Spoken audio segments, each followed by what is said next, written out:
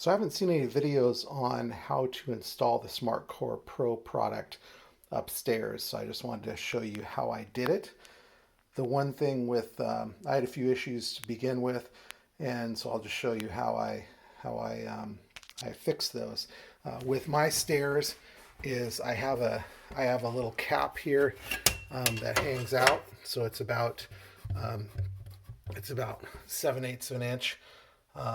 So that kind of sticks out. And so instead of cutting this off, I actually put a piece of board here, and then I put my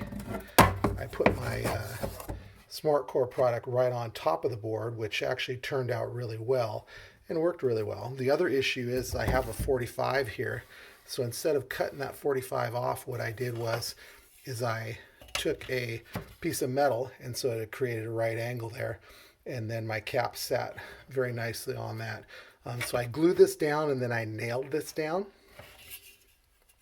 The other issue with these caps, they're plastic. The track is plastic. I wish it would be metal. So instead of putting this track down and then trying to nail it in or glue it down first, what I did was I put the track, I clipped it down inside of my the grooves here, and then I took this on top of the metal 45, my angle, and then I put this on. I glued it down the track, pushed it down, and then taped it.